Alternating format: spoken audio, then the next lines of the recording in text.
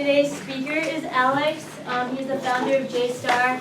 Done a lot of really awesome things. I will let him take it away. If we can give him a round. Thank you. I don't know if there's been that many awesome things, but I did bring Halloween candy, so there's an awesome thing. So if you guys want to just take some and pass, there's enough for about 2.5 per person, I think, so don't be modest. Cool, so just really quickly, because I don't know too much about your backgrounds, how many of you are engineers?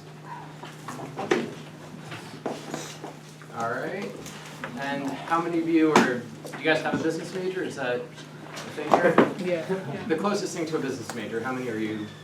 So most of you, okay. And how many of you are starting a company already? We're in the process of doing so. Few, okay, cool. And raise your hand if you think you might want to raise money at some point for your company.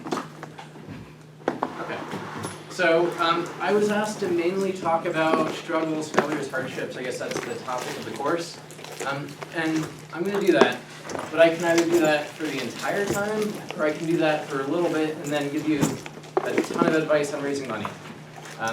Let me know, just, I guess, whoever feels like speaking, what you'd prefer. Do you want to hear about raising money as well, or mainly about struggles and hardships? Raising money, okay. Cool, so I will I'll spend a lot of time on raising money and just a little bit of time on hardships, but it will give me an opportunity to tell you a little bit about me. I grew up in New York, built my first sort of successful website company when I was 12, going into 13. It was a BMX company that took off. From that, launched a t-shirt company and then a bike company. That got me into hardcore science. I was doing chemistry research when I was 16. Dropped out of high school to go work for the government. I've worked in 7 national labs. I've been all types of engineer. I was an automotive engineer, I was a bioengineer, I was a chemical engineer. And ultimately, I got back into software after doing science for a while. Started the company that Kenzie briefly mentioned called Yeti. In 2010, sold it earlier this year, so about 5 years. During that time, I've dealt with everything from, hiring, firing, press, getting sued, raising money, having term sheets, rejected at the last minute, everything that you can think about. So if you've seen the Silicon Valley show, a lot of that's actually real, and a lot of that stuff I've been through, maybe not to the extent that it's in the show, but if you want to ask about any of that stuff, feel free. My company now, JSTAR, is a home automation company. So if you've ever thought about wanting to talk to your house and have it understand, respond natural language, that's what we do. It's been around for just over 6 months. We're self-funding for about $3 million. And I can tell you, well, I'll get to it later, but I'll tell you some interesting things about funding for this and the last company when I get into the funding slides. So, and I'm going to try to give about 10 minutes for Q&A at the end, so I might speak really fast for this stuff. But if you guys can try to hold out till the end for questions, it'll just make it easier to get through everything here. So in terms of hardships, the main reason I'm going to talk about this is because if you start a business, you will go through this. I was chatting with one of the students earlier today, and there's a Biggie song where he says, "You're nobody till somebody shoots you or kills you," or something like that. In the startup world, you're nobody until your top person quits, until you've been sued, until really bad things happen to you, you really haven't gotten anywhere. And trust me, it's happened to, you've seen the Facebook movie, you've probably read about Uber, all these companies, it happens. In this particular case, although I'm technical, and although I spend about 4 to 6 hours a day coding, I'm not a CTO. I started the company that we just sold in 2010 with a buddy who dropped out of doing his PhD at Caltech and another friend who was doing his design degree at Art Center down in LA. Dan was our CTO from the beginning. One mistake that we made was we basically had him owning all of the code, and there was very little documentation and very little oversight. And about a month before I raised our first big VC round, Dan, with absolutely no notice, told me that he was going back to school. I guess he had a little bit of warning to resume his PhD, and he felt like we had not raised money yet, things were kind of tough, and he just left. that sucked.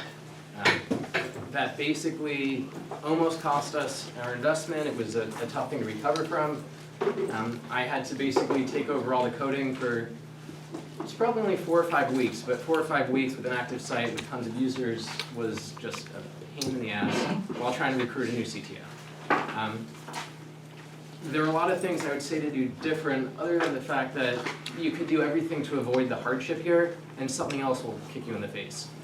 And so, really, the only lesson that I think is worth learning is shit's gonna happen, and you just have to deal with it. In this case, it was losing my CTO. It can be anything. Literally, it can be anything.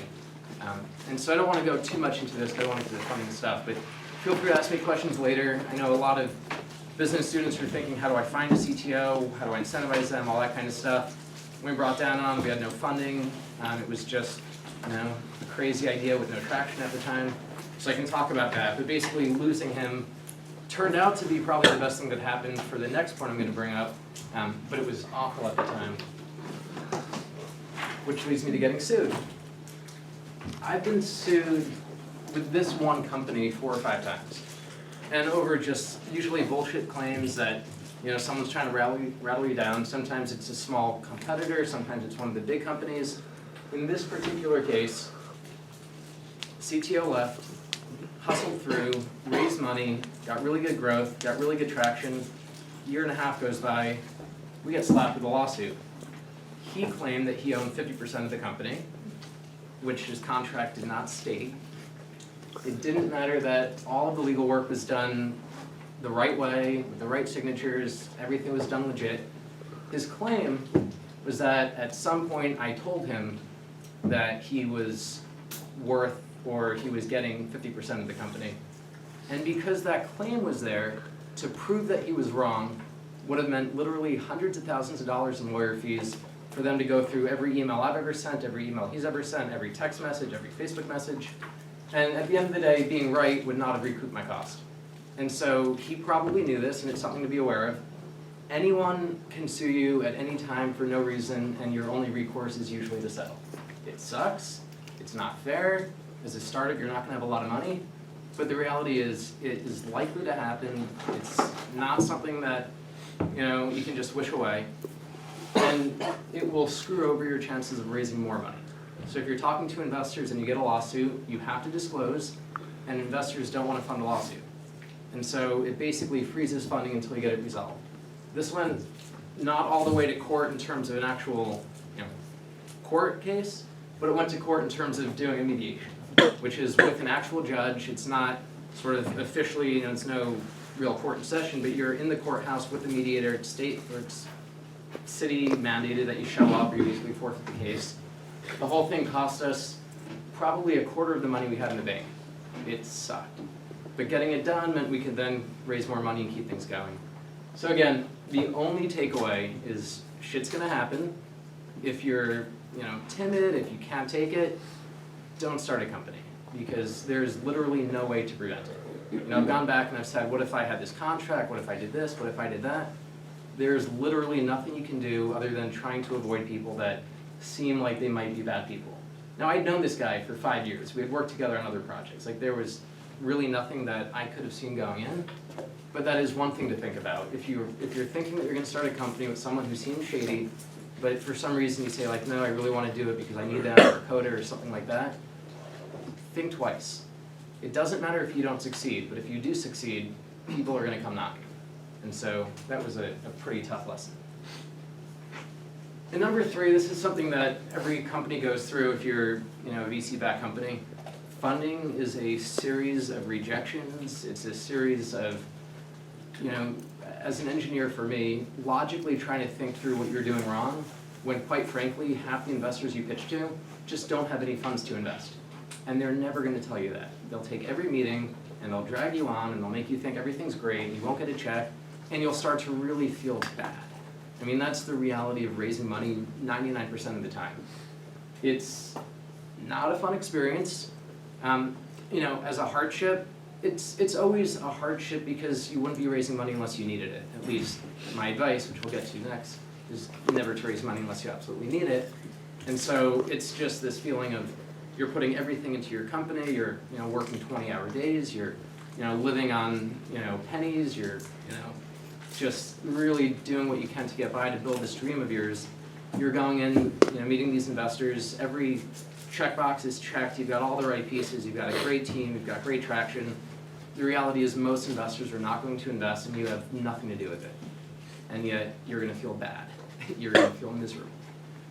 One thing you can do about it, though, that helps a little bit, which I didn't do the last company, but I'm doing this time around, is have a co-founder, have a business partner. It's really bad when you're going at it alone, because you can't really talk to employees about not getting that investment from that investor, and they start worrying about, is this job safe? Are they going to get paid? Like, should they start looking elsewhere? And so it's really the type of thing that you can talk to a lot of people about. Maybe some advisors, maybe your parents, but if you have a co-founder, it really helps. In my case, I didn't. This is sounding like a really sad story, by the way. I'm just going through the hardships, but we'll go on to the fun stuff now. But yeah, feel free to ask questions about all that stuff later. So, in terms of raising money, these are 34 very, very short tips. Don't be daunted by the number. I'm not a big fan of having lots of big slides. But it covers a lot of what I've learned over the years. And this is raising millions of dollars, this is angel money, this is VC money, this is all different climates, from being in a case where we desperately needed the money last week to a case where we were raising with great traction, a lot of money in the bank. So I'm going to get through all these very quickly and chat about it. So first one which I mentioned is fundraising sucks. I don't need to embellish too much around this, but the reality is there is nothing good or nothing fun about fundraising. It is demoralizing, it makes you feel rejected. It's the type of thing where you have to pitch probably 50 to 100 investors to get 2 or 3 that are actually going to invest. And so when you think about that, that's going in sometimes 10, 20, 30 times in a row to meetings over the course of weeks or months and getting rejected. Being told you're not, for whatever reason, good enough to get their money. And again, it usually has nothing to do with you, but the entire process is awful. And if you can do anything to avoid raising money, I highly recommend it. And one reason I have to start with this is fundraising has been so glorified. You read TechCrunch or any of the tech blogs, it's all about this company raised 10 million, this company raised 5 million. It seems like the thing that you're supposed to do. What you're trying to do is build an awesome company with a great product or a great service, and ultimately that's what you want to do. Your job is not to go out and raise money. Frankly, when you do raise money, that's when the work actually starts. It's building a great company. And so because fundraising is not what you're setting out to do unless you're a psychopath, which I hope you're not, it's really something to avoid. I cannot stress that enough. So, different types of fundraising. I would say there are even other ones outside of this, but these are the main ones to consider. You've got angel money, VC money, and crowdfunding. Angel money, basically you're talking to an individual who's investing their own money. Typically it's going to be 25 to 100K. Sometimes it can be well over $1 million, sometimes it's just a couple thousand, but usually 25 to 100. The thing that I love about raising money from angels is because it's an individual's money, and presumably the person you're pitching has a lot of it. They can make the decision quickly on their own, they don't have to consult the board, and it's not the type of thing where you're not bringing on board members, you're not bringing on a whole sort of institutional capital sort of event, and so the whole process can be a lot better. The thing to avoid with angel funding is the easy money where the fit's not great, because when you bring on investors, they are buying into your company, so you basically work for them, they own part of the company. Investors have this weird idea that they somehow deserve your time whenever they want it, and it's usually for very idiotic things. Sometimes, they see that Snapchat raised 100 million or whatever it happens to be, so we should start, having disappearing photos. And you're saying, but we're a SaaS company or, something totally different. Investors are most of the time moronic because they don't live and breathe the company, and that's the thing to avoid. But if you find an angel investor who has made money doing something in your field that you get along with, someone that you would grab a beer with and just hang out with, and you just genuinely think they're a good person, angel funding can be awesome. Typically when you raise angel money, you're not going to want to raise less than about 200, and you're not going to raise more than about $1 million. It's somewhere in that range most of the time. VC funding, on the other hand, you're raising from an institutional firm that has raised capital from limited partners, LPs. In that case, basically they have partners, they have these LPs that they have to answer to. The process is a lot longer. Oftentimes VCs want to take a board seat. If you've heard about companies raising money and then the CEO getting fired, it's always in the case of the VC, and usually they get a board seat, maybe a second board seat, take control. It really is, it's giving up a lot of your company. That's what it is. Typically when you raise VC funding, each round is going to dilute the company between 20 and 30%. And the first time to an inexperienced entrepreneur, it can be upwards of 40%. And so you're thinking about, you've been spending maybe years on this project, you've been busting your ass, you've been building this up, and now you're going to give away almost half the company to a bunch of people that you may or may not like because they're writing you a check. Where if the company succeeds, $1 million check now seems great. It's nothing if you're a $1 billion company. And so you really want to think about VCs, do it if you need to and do it if you think it's the right fit. But it's often a lot more dilutive than bringing on a business partner. And you don't get nearly as much work as if you had. So just think about that. And I'm being very negative on fundraising because I really do want to discourage people from doing it unless you really, really feel like it's necessary. Crowdfunding is something I've never done personally. Typically you crowdfund if you have a physical product that's going to sell for less than $500. And so the Pebble Watch is a great example. And products like that, Kickstarter and that kind of stuff, that's the place to do it. The thing that people forget about crowdfunding, typically you only get the money if you raise the amount you're asking for. So if you're crowdfunding for 100K, if you raise 90, you basically don't get any of it. It's usually how it works, at least in Kickstarter. So what most of the successful campaigns do is they line up the money beforehand, and they're very strategic about when that money comes in. So for example, if I was going to raise 100K, I would probably have 4 investors that have already told me they're going to put in 25, and the first day I'd have one of them put in, a couple days later a second one. I'd time that up with a bunch of marketing campaigns, so it looks like, wow, this company is really getting a lot of backing. It was all pre-work. Like that's the way these things go. The reason you do it is to get pre-sales. So oftentimes you'll get maybe 10,000 people who buy in at $5 a piece. It's not a lot of money, but now those people bought in to get early product, their early customers and evangelists and all that stuff. So again, I have not personally done a lot of crowdfunding.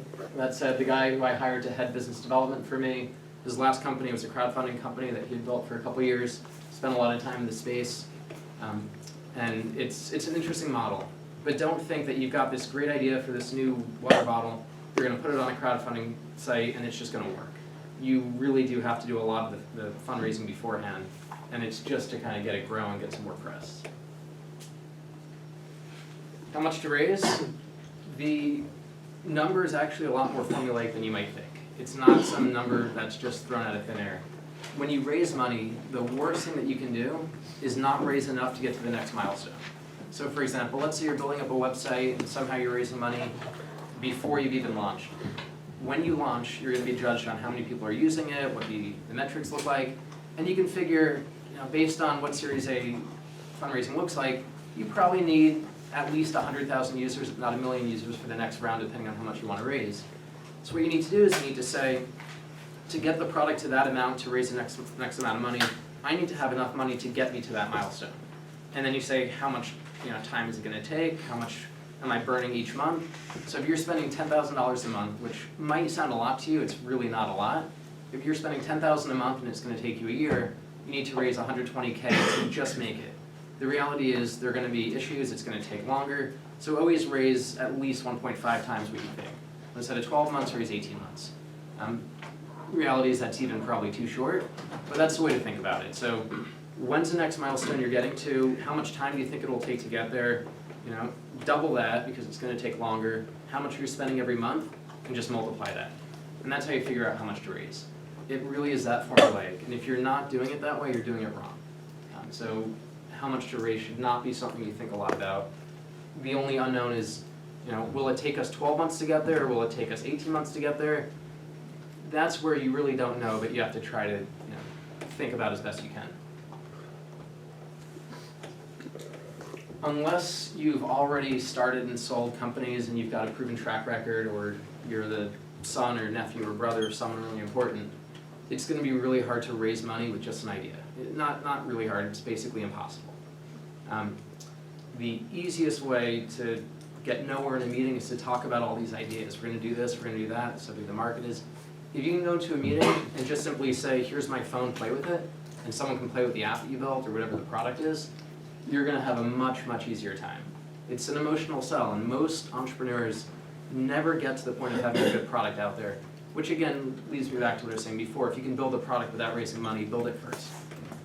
But in our case, we had a number of meetings with investors that sounded great, they were a great fit, they loved what we're doing, they ultimately did not end up investing before we had the product. When we did have the product and we started getting really good traction, at that point we raised money really quickly, ironically not from any of the investors we already met with. People don't tell you this, but once you've met with an investor, if they didn't write a check, for the most part, they're never going to write a check. They've already decided at one point that they're not going to put in, and they might say it's because it's too early, they want to see more traction, they want to see the product. The reality is you've basically lost your opportunity if you pitch them too early. And so if you can show what you're actually doing, and it's an impressive demo, don't show them something that's awful, but if you can show something that gets people excited, at that point, that's when you really want to have that first meeting. It's okay to have built a little bit of a relationship with an investor, but don't pitch them until you're ready. Introductions, this is a pretty obvious one, but VCs often claim that they get pitched something like 1,000 times a year, which is over 3 times a day. And so getting a warm introduction from someone that they know is really, really, really useful.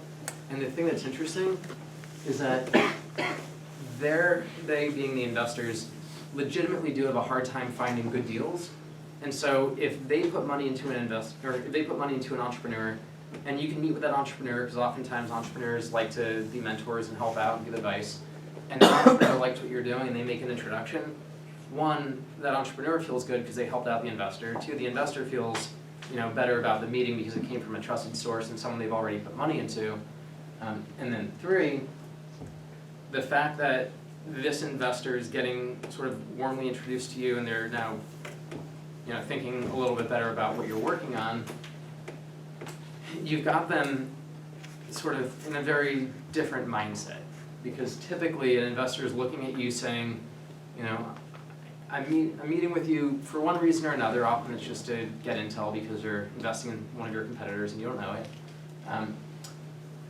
But oftentimes you're not going to have a chance getting money when you walk in cold.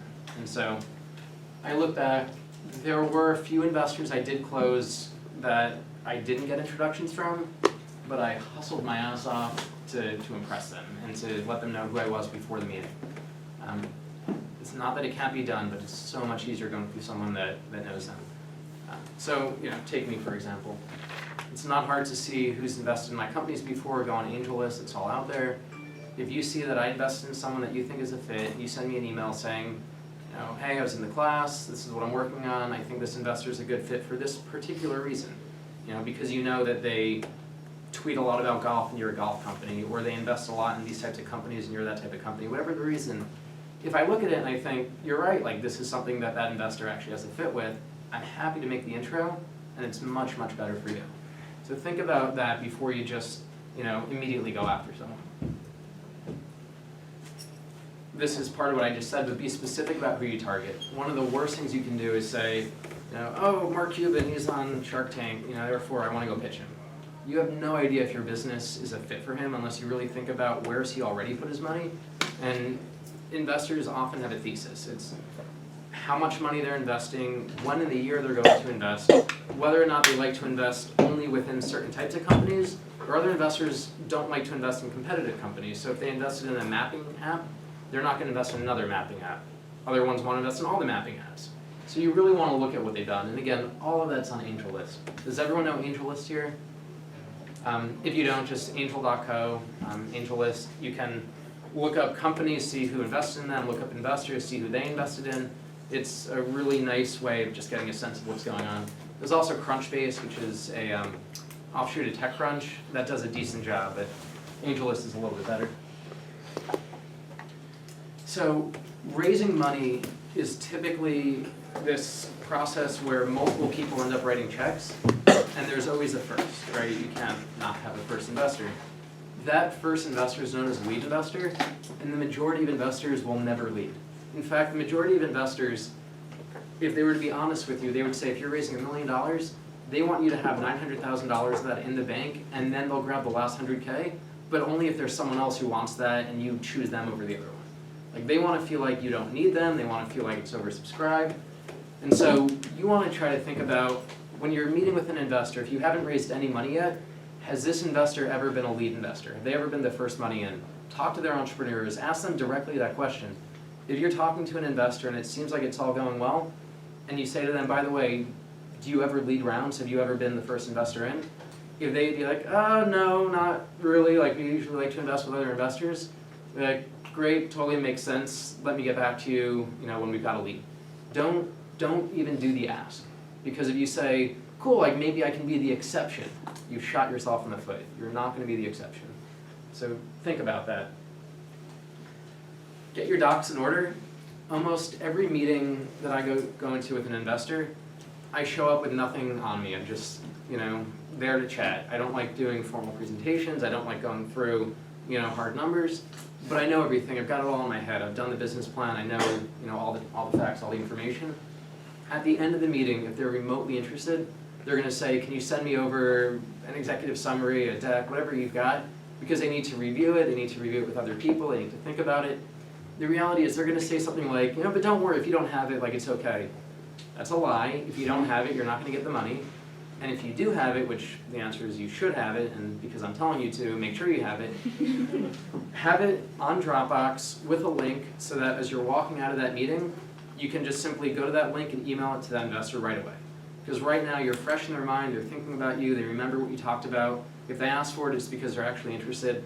If you wait until later in the night, the next day, they've met with 10 other companies. They're no longer even remembering who you were.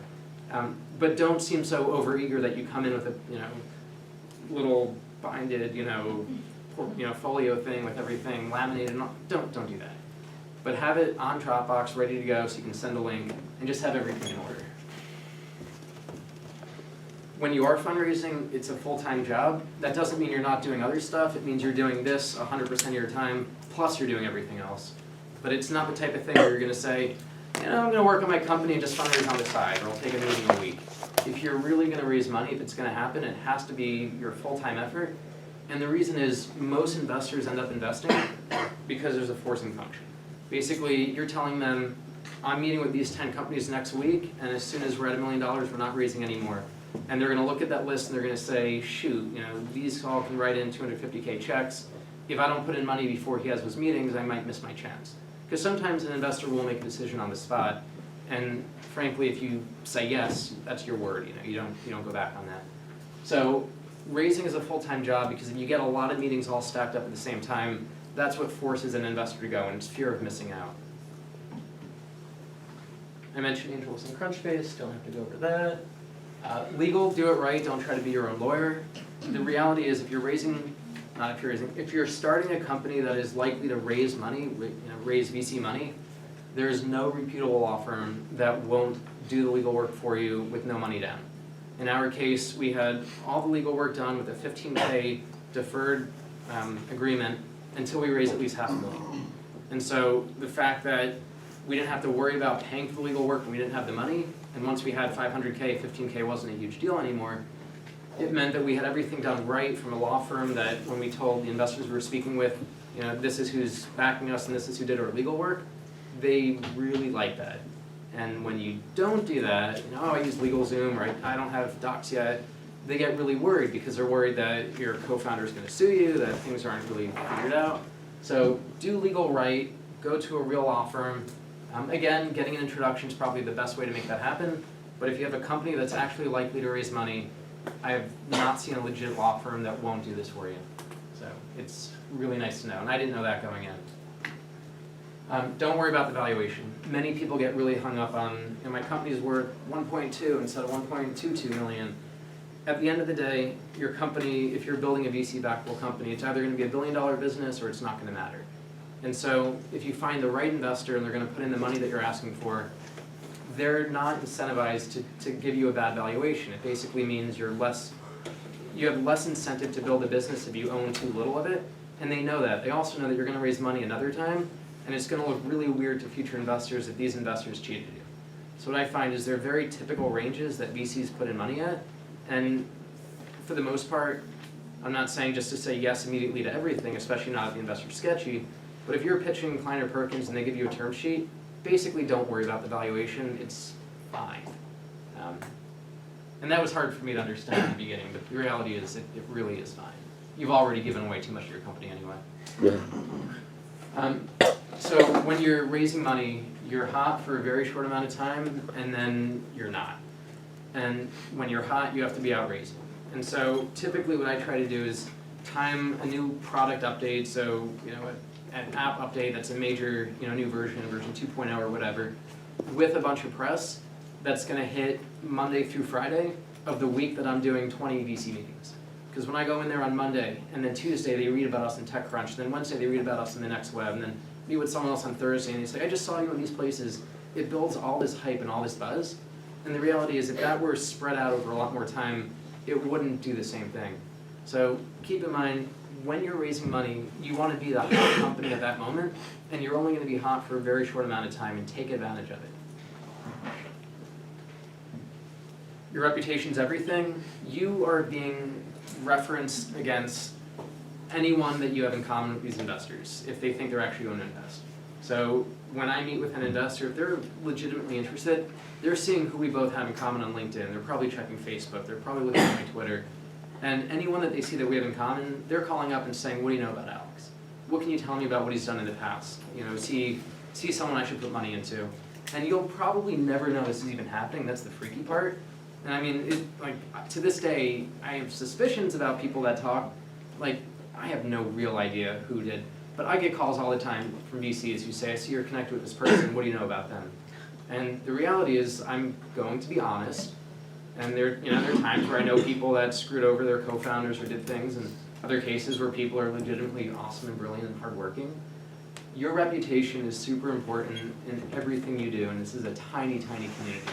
It is hard to really fathom how small this whole network is, and so keep that in mind. I've interviewed people, I've fired people, I've hired people that right before, right after, I didn't realize were working for someone else or hired by someone else that I know. The whole thing is really small, and so we had an engineer we had to fire, and fortunately it was a smooth process, and he didn't lash out at us, and it wasn't bad. A week later, a good friend of mine said he was needing to hire an engineer that this guy was actually a really good fit for. I was happy to make that introduction. If he had blown up and been not very pleasant, I probably wouldn't have made that introduction. With investing, it's the exact same way. Pitch yourself, not your idea. People think that investors are investing in the Uber for lipstick or whatever your great idea happens to be. They really don't care that much about your idea, and most great ideas are pivoted into over many iterations. They're investing in you. They're investing in you and the team, and whether or not they believe that what you've done in the past gives them enough confidence to believe that you're going to make this happen. And so if they think that you're hardworking, this is stuff like, because you were a captain of your football team and maintained a 4.0 GPA and also took care of your widowed mother, these things actually add up, and they say this person they're willing to work hard, they're committed, they're a team player. Remember that when you're going in, it's really you that they're investing in, and therefore pitch you more than anything else. The team matters. So I briefly mentioned this, but the most brilliant person by themselves is going to have a hard time raising money, mainly because a good investor is going to say, someone who's truly going to be a good entrepreneur should have no problem building a team before they have money. In my case, we had a Caltech PhD, we had a great designer, I had 3 or 4 other engineers that were all working for free or for a little bit of equity because they just believed in the idea, they believed in my leadership, and that was a big part of what got us funding in the beginning. And so your team matters, and a big part, more than just who those people are, is showing this entrepreneur, or showing this investor, that you're the type of entrepreneur that can recruit. The other reason this matters is because there's no point in a successful company's point when you're not hiring. You're always hiring people, it's always happening, And if you're not the type of person that can recruit good talent, it's a poor sign that you're not going to be good at sales, you're not going to be good at press, you're not going to be good at raising money from others. And so sales really do start with building a team. And think about that as you're thinking about fundraising. Being frugal helps as well. Investors are often worried that they're going to invest in a company that's just going to go spend it all quickly. And so if you can show any evidence that we've been able to do this much with so little, and when we have money, we're going to be smart about how we spend it, it's important. No one's going to read your business plan. They will flip through your deck, which shouldn't have any more text than what I'm showing here on these slides. It really should be lightweight. No one's going to read your business plan, but you need to know it inside and out. You need to know how big the market is, who the market is, what your go-to-market strategy is, who the competition is. Know it all. Build a business plan, because you really do need to know all of it. But I was probably a little surprised when I realized not one investor ever asked to see it, ever, in my personal career. Coffee meetings are much better than office meetings. When you can, and you usually can, most people just don't do this, recommend that you meet at Phil's or at some coffee shop that is convenient to them. Usually when a meeting gets set up, it's the first person who recommends a place that wins. And so if I get introduced to an investor through a friend of mine, and I write back saying, thanks John for the introduction, Mr. Investor, I'm looking forward to meeting up. Any chance the Phil's around the corner from your office works Tuesday at 2? It's easy for them to say yes. When you're in a coffee shop, you're on level playing ground. You can buy the coffee, which although it's only like $5, it shows a really nice gravitas. And it's the type of setting where people can just kind of relax and feel at ease. In an office, it's usually set up where they're, if not physically elevated, it's this metaphorical elevation where you're feeling small, you're in a foreign environment, you don't really know the ins and outs. They're getting pulled out for phone calls, their assistants saying your next meeting's here. Like, the person is utterly distracted and in charge. You don't want that. So when you're getting meetings set up, be the first to recommend a place. And sometimes they'll push back and they'll say, I can't do that when you come up to the office, and that's okay too. But the idea of going into an office is definitely a disadvantage, in my opinion. So people have a really, really hard time understanding what rejection means when you're pitching investors. Rejection is not no. Rejection is actually either no response, or worse, it's a yes, but the check doesn't come. Every investor is incentivized to be your best friend and say how much they love you, because if your product just takes off suddenly and becomes the big thing, they're going to say, hey, remember I've been your friend this whole time. I want to go in when we spoke 3 months ago. So what they do is they string you along and they keep watching to see if anything happens. That is a rejection. And the reality is, if someone is not calling you when you leave a meeting, if you're having to call them, if you have to email them 2, 3, 4 times to get a reply, they're just really not that into you. It doesn't mean you're not going to raise money from them, but it means something has to change. So for example, the first VC I raised from, we had 3 or 4 meetings. It was clearly just going on and on. There wasn't anything that was going to make anything trigger. And so I just wrote them saying, it's been nice to meet with you. I appreciate getting to build a relationship, but frankly, I'm going to pursue other investment channels right now. I basically let them down, but in a way that I didn't burn a bridge. Then I think it was maybe 3 or 4 weeks later, we had some press. I was on this radio show, and it turned out the radio show was being filmed in the VC's office, which, by the way, VCs often host events because they want to get people in. You can usually find what events are going to be there. But so I was on this radio show, and on my way in, I bumped into one of the partners. He was like, oh, hey, what are you doing here? And I said, oh, we're doing this radio thing. It looked good that we're getting this press. So, oh, I really, can you come back and pitch? I want you to meet one of the other partners. That very next time, that day that I pitched, they gave us a term sheet. There were a few other factors to it, but the idea is I literally turned this investor down after spending what was probably a month and a half getting nowhere, and it was because of this other factor that we ended up getting money from them. But if I kept pushing and if I frankly didn't reject them, didn't walk away, if I kept saying we're meeting, let's keep meeting, one, they're not going to respect my time, they're not going to respect me, and I'm just being a fool because they literally were saying no just without using the words. So keep in mind, you'll almost never hear no from an investor unless you're truly awful or not a fit for them. You'll almost always hear, oh, it was great, really like what you're doing, let's stay in touch, I want to see how things progress.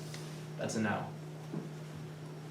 You have to ask. It's amazing how many entrepreneurs meet with an investor, talk about what they're doing, it's all exciting, they leave, And they're feeling good. They're like, oh man, that was great. This investor, asked me all this stuff, and we talked about where it's going, and like it was great. They never actually said, I want you to invest. And they never said, I want you to invest 200K, or whatever the right number is. You have to make the ask. If you don't make the ask, you're not going to get the funding. It's just not going to happen. So remember, when you're going in to meet with an investor where the purpose is to get money, if you don't ask for that money, they're not just going to be like, oh, I really like this guy, let me make an offer. You have to do the ask. We're going to go a little faster, these get a little quicker though. Good advisors make introductions, they give you advice, they're good for feedback. And frankly, a lot of people who have been successful in the past are happy to advise, especially if you're a college student. I find you might have to hit them up a couple times to get a meeting, but they're often very happy to help. Go to events and network. It is surprising how many events feel like a waste of time, and yet I've raised money from people that I've met on the spot at networking events where I never would have thought it. One example was in Los Angeles, there's this investor conference of sorts going on. It was like $1,000 a ticket. Clearly I'm not going to buy a ticket. Someone who had already invested in my company sent me a text saying, why don't you just come hang out in the lobby for a few minutes, I want to maybe introduce you to some people. Get there, and I'm like, so who did you want me to meet? He goes, oh, I don't know, just like if there's someone who walks by, I know. Someone walks by, he knows, he goes, Dennis, I want you to meet Alex. I invested a little bit of money in him. On the spot, Dennis made an offer to invest. My former investor then said, come on, Dennis, you can put in more. So he doubled his offer. It was 25 to 50. And then that weekend, he emailed me saying, actually, if I can do 100 instead of 50, like I'll put the check in the mail right now. We had no legal work done yet. That wouldn't have happened if I didn't show up to this event where I didn't have a ticket. I probably wasn't supposed to be there, but just do it. And so what that also contributes to is if you're raising money, always be ready to go to one of these things on a last minute fly. Like have a shirt ready, a jacket ready, like be ready. But go to events and network, and you just never know what's going to happen. So the no asshole rule is both about the way you need to act, but also about the people you're interacting with. If examples I've had meetings with investors where they've had me waiting in their lobby for 20 plus minutes, and then they give me 10 minutes and they say, oh, our 30 minutes is up. And even outside of not respecting your time, but they're rude, they're not very polite. One, you don't want that investor, but two, if you do try to pursue it, you're just going to end up miserable, and if for some reason you get the money, I guarantee they're not going to be a good investor of yours. And so I think it's really important. There's, like marriage is a fit for every investor, there's a group of entrepreneurs that will be a good portfolio for them. If you meet with someone and you just don't get a good vibe, if you don't like it, if they're not nice to you, frankly, just walk away. Now, to push it further, I've had an investor who had me waiting for, I don't know, maybe 15 minutes, which is about as long as I'll wait now, and I just left. And when I say leave, don't email, don't call, nothing, just walk out. Those are often the people who end up coming back, being very apologetic, turning around, being very nice. I'm so sorry, like I shouldn't have kept you waiting, because you've shown that you respect your own time. And so if someone is being an asshole and you stand up for yourself without being totally rude about it, it can actually end up in your favor. Watch out for the holidays. You're not going to raise any money from Thanksgiving to New Year's, so don't even try. It is just a black hole. Summer as well, most investors are off for August. So just plan your fundraising around those holidays, because you'll be in a nightmare because you'll be wondering why it's just not going anywhere. I've had investors with term sheets that have been signed, we've done all the legal work, we've gotten everything in order, and then the money just never showed up. Until the money's in the bank, you've not closed.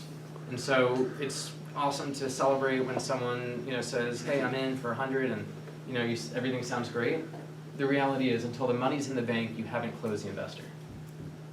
Don't get emotional. You're going to get rejected, as I said, for reasons out of your control. Don't take it personal. This is just part of the process. You're doing them a favor. Truly, if your company does well, this investor is going to make a lot of money off you. So when you go into these meetings, remember, you're trying to build a great company, and if they invest and it's successful, you've done them a great favor. Have that attitude. It's not that you're out looking for a favor, and like they're not being the nice guy. They're taking a portion of your company with the idea of making a lot of money. So remember, you are doing them a favor. Know your shit. Whatever market you're in, know the size, know the competitors, know what's going on. If the investor brings up a competitor that's a legit competitor and you don't know about them, you've not done your homework. So make sure you really have all your ducks in a row. First 60 seconds are all that matters when you're presenting or meeting with someone, so don't dilly-dally in the beginning, don't talk about the weather. Just jump right into something that's going to engage them. Once you've got them hooked, you can then relax back a little bit, but in the beginning, this investor is thinking about, is this meeting worth my time? And you need them to say yes right away. Talk about them a lot, not you. And so if you can go in and talk about, if I'm building a company like Snapchat and I'm talking to Snapchat investors, I go in and, so it was amazing that you're able to get into Snapchat so early, you made so much on them, like talk about their stuff and then have that tie back into you. People love to hear about themselves. You have to do the fundraising yourself. If you're the CEO of the company and you're expecting to send someone else in, send a consultant, have someone that's done it before raise money for you, it's not going to happen. It's just, that's not the way this whole system works. So if you don't feel comfortable raising money, seriously think about not being the CEO of your company and having someone else be that person. You think Zook had any idea what he was doing in the beginning? The reality is everyone was, a newbie in the beginning, everyone at their first meeting, their second meeting. And so don't worry if you haven't done it. It has no indication whether or not you'll be successful. More meetings and more time doing this doesn't necessarily equal more success. And just last, never lie. It is so interesting how people want to embellish their user numbers, how much money they've raised, different traction points, how big their team is, who they've hired.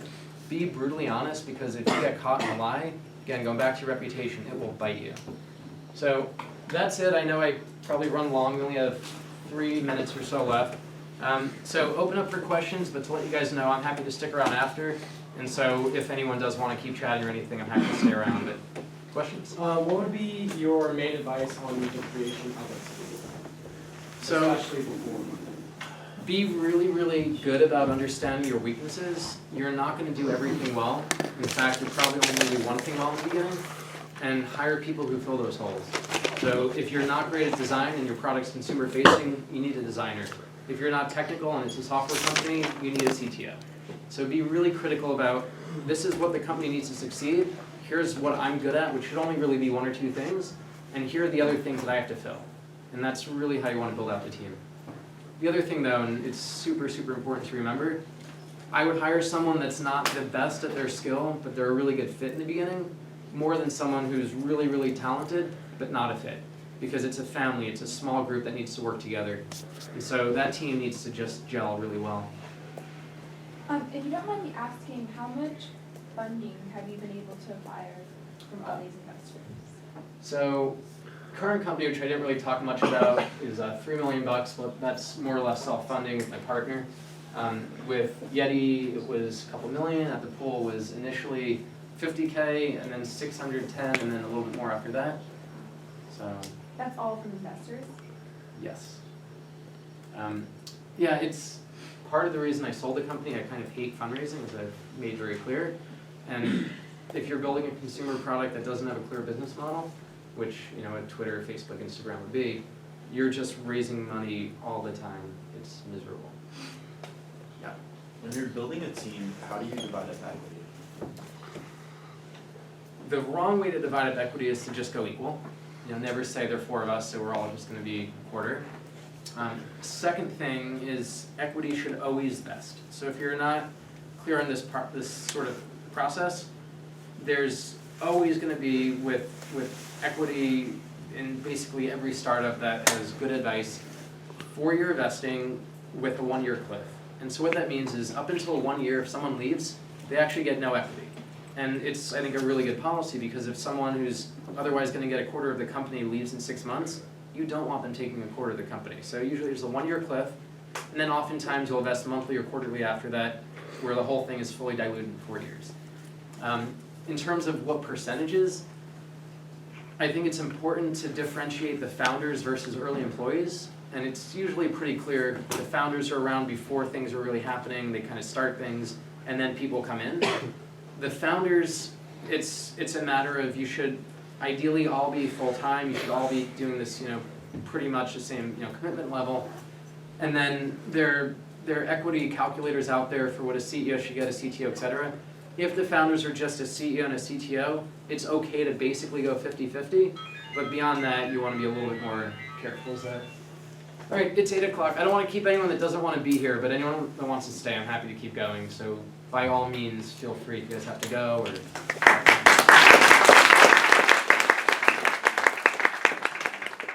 you get kicked out? No, you're welcome to stay in here. If you didn't turn in your homework already, please turn it in here. If you forgot to do your homework but you came, just fill out a piece of paper with your name and student ID, so at least I can